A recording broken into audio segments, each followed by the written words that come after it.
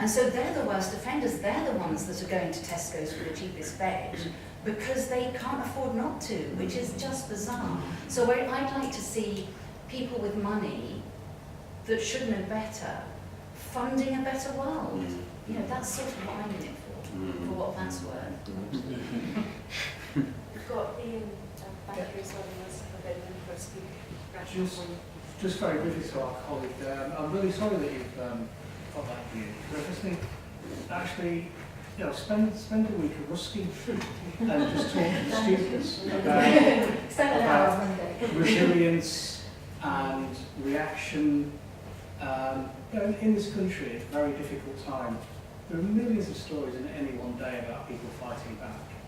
I appreciate you brought a political point about the political system, but I wouldn't write people off. I wouldn't write working class people off either. So I'm not attacking you. I'm supporting your point. But John, I work in the team here, the Iltis team.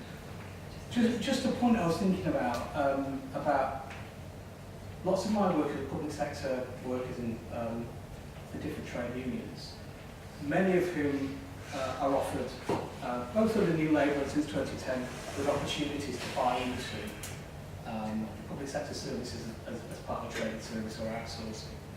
And there's a real fear factor, there's a real leap of faith that's required amongst these workers. So a good example is I work with the Association of Educational Psychologists, who, as a result of the last budget, now know that all schools become academies. And what they're looking at now is all local authorities contracting out full educational psychologists and buying that service back in. So groups of these psychologists could form cooperatives. But the key question they ask me is, do we have the entrepreneurial skills? Of course, they need to come do the foundation degree here.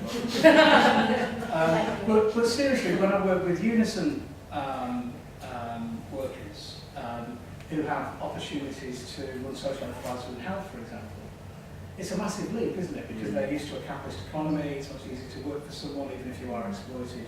So I think the thing that I'm always kind of concerned about is even when there are opportunities to kind of gain, as you kind of expressed it, John, it's kind of, there are real inhibitions on the part of the individuals. And so, you know, I think the work that we're doing here at Ruskin is fantastic in terms of encouraging people to kind of make that leap. But I just wonder, I mean, particularly as you've watched it from 2010 onwards, and you've seen a radical transformation in the public sector, just any thoughts about how we might encourage workers to actually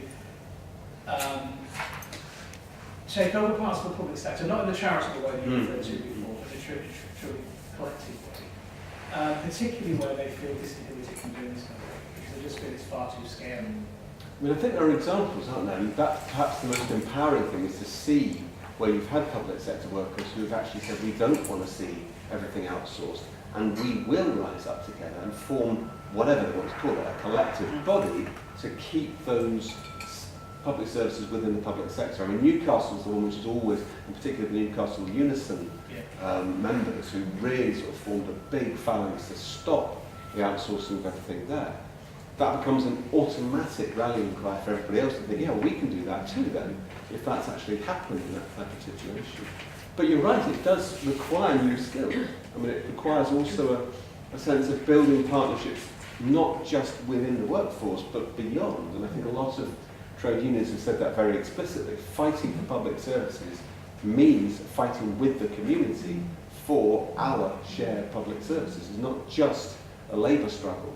And I think that sense of trying to build those new bridges and broader constituencies of resistance becomes part of it. But I think that's exactly what, you know, there's something to conclude this bit. I mean, that's where doing a bit more research, doing a bit more analysis of what makes some things work, where has public sector reform been successful, where has it perhaps engaged more, connected more with the users of public services and with the workforce supplying them. Those type of examples become like gold dust.